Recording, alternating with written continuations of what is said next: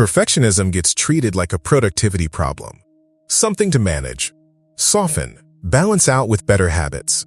But that framing misses what's actually happening. For a lot of high achievers, perfectionism isn't the obstacle to performing well. It's the engine running constantly underneath everything, and the reason the tank is nearly empty. This video isn't going to tell you to lower your standards. It's not going to reframe your attention to detail as a flaw. What it's going to do is show you the specific mechanism, the interior process, by which perfectionism converts high standards into something that exhausts the body at a level most people never trace back to the source. By the end of this, you'll have a clearer picture of why trying this hard has felt like running on empty. And it has nothing to do with weakness. Here's something worth sitting with for a moment. You didn't choose perfectionism. Not the way you choose a strategy or a value or a way of working. It was chosen for you, slowly, over years, by every environment that rewarded you for getting it exactly right. The gold stars for the cleanest handwriting, the parent who lit up when you brought home the top grade, the teacher who held your project up as the example, the early feedback that said, "This is what earns approval here.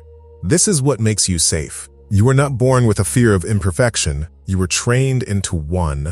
And the training was consistent enough, and the rewards real enough, that your nervous system absorbed the equation completely. Flawless output equals worth. Anything less equals risk. That's not a character flaw. That's conditioning, and it worked exactly as designed. So here's the question that most perfectionism content skips entirely. If the conditioning was that thorough, if it was reinforced across years of school, work, family, why would anyone expect it to respond to a weekend of journaling or a decision to be easier on yourself? It wouldn't. Because the perfectionism isn't in your thoughts, it's in your nervous system. And nervous systems don't update through intention alone. Somewhere along the way, the standards stopped feeling like a choice. They just became the water you swam in, the baseline below which something went wrong, and the effort required to maintain them, to keep the output at the level the system demanded, quietly became the air you breathed. Not optional, not heroic, just necessary. Let's get specific about what's actually happening under the surface. Here's where it gets specific. And this part matters. Because without it, the exhaustion doesn't make sense. The human nervous system has one job above everything else: to detect threat and respond to it. That's the system running underneath every decision you make, every deadline you approach, every email you read twice before sending. And here's what research on perfectionism keeps showing. For people whose nervous system learned the equation early, flawless output equals safety, imperfection equals risk, the threat detector stops distinguishing between real danger and the possibility of a less than perfect outcome. Both register the same way. Both activate the same alarm. Which means, a slightly imperfect slide deck produces the same low-grade threat signal as a genuinely consequential mistake. A response that takes longer than expected to arrive reads as danger.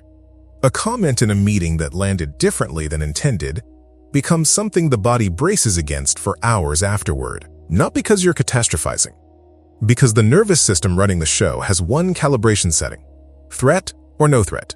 And somewhere in the years of being rewarded for perfection, imperfection got filed permanently under threat. A pattern that keeps appearing in studies on chronic stress is this. It's not acute pressure that depletes the system most. It's the low-grade, continuous activation. The body running a threat response at moderate intensity for months or years without a genuine break. Not the sprint. The endless, quiet emergency. That's what perfectionism does to a nervous system when the threshold between imperfection and threat collapses. It doesn't produce one big breakdown. It produces a slow, invisible drain, the kind that leaves you exhausted by Wednesday without being able to explain why. High functioning doesn't mean fine. That's worth saying plainly, because this is where the confusion runs deepest for most people carrying this. The output is still good. The deadlines are still met. The reputation is still intact. So the question becomes, why does it feel like this? Why is every task arriving already heavy? Why does finishing something not feel like finishing?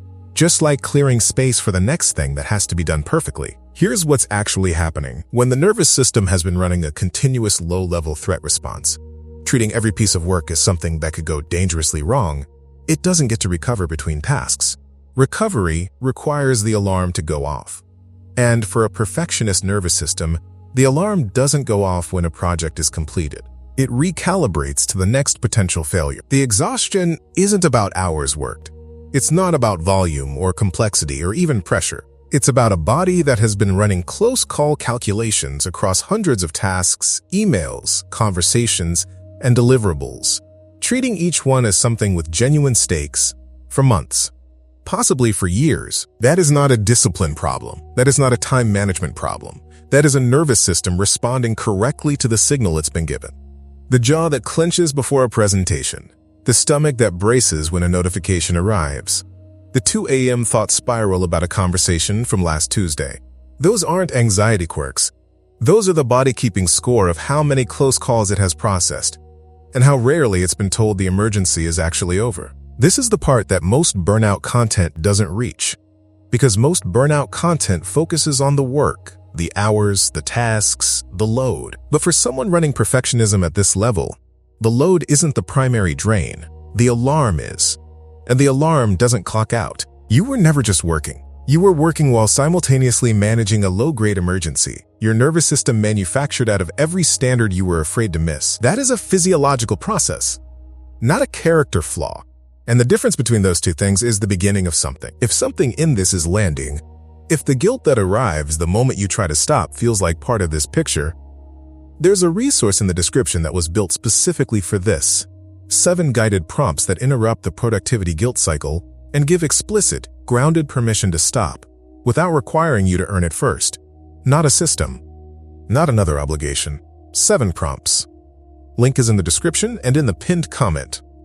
So what actually helps here? Not as a program, not as a transformation, as something real and available. The exit from this isn't lower standards. That's not what's being asked of you. And if it were, this channel wouldn't be the right place for you. High standards are not the problem. A nervous system that can't tell the difference between a genuine emergency and a slightly imperfect email. That is the problem. And that distinction matters, because it changes what recovery looks like entirely. The work isn't to care less. The work, and it is slow and it is imperfect, is to give the nervous system enough evidence over time that an imperfect outcome does not mean what it learned to think it means. That a task completed at 90% doesn't activate the same alarm as a task that genuinely failed. That the body can release before the next thing begins. That retraining doesn't happen through a decision. It happens through small, repeated moments where imperfection was tolerated and nothing catastrophic followed. A reply sent without the 5th read-through. A deliverable marked done at good enough. A meeting ended without the post-mortem that used to run for 2 hours in silence. Not because the standards dropped, because the nervous system started receiving different information. Research on nervous system regulation is consistent on this. The alarm recalibrates through experience, not intention. You can know intellectually that the stakes aren't life or death. That knowledge doesn't update the threat response.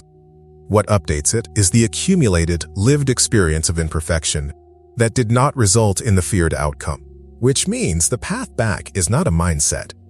It's a practice of slightly smaller catastrophes that never arrive. And over time, not quickly, not on a schedule, the nervous system starts to learn that it's allowed to stand down between rounds. That version of you is not someone different. It's the same precision, the same care, the same standards. Running on a system that isn't perpetually bracing for the next thing that might go wrong. Not yet is a complete sentence. You don't have to have this solved today. You just have to know, with more clarity than you had an hour ago, what's actually been running underneath. If the guilt that arrives when you stop working feels like part of this picture, the resource in the description was built to interrupt exactly that loop. Not as a system, just as a starting point. Link is in the description and in the pinned comment. When did you first realize your perfectionism had stopped feeling like a strength and started feeling like something else? Your nervous system doesn't know it's safe yet. That's not a moral failing. That's the correct output of a system that spent years learning a very specific equation. That imperfection carried risk. That risk had to be managed constantly. And that the moment you stopped managing it was the moment something would go wrong. The exhaustion that brought you here isn't weakness.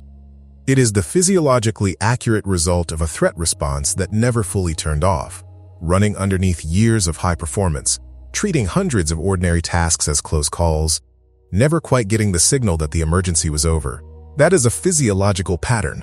And physiological patterns unlike character flaws, can be changed. Not through a decision, not on a deadline, not by becoming someone with fewer standards or less precision. Slowly, through the accumulated experience of imperfection that didn't end the way the alarm predicted. Through a nervous system that starts, gradually, to learn the difference between a genuine threat and the very human experience of being good at something without being required to be perfect at everything. You are not broken. You are running a pattern that made complete sense in the environment that built it.